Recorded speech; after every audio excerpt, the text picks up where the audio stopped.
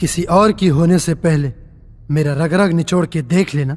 अगर कतरे कतरे में तू ना मिली तो बेशक मुझे छोड़ देना।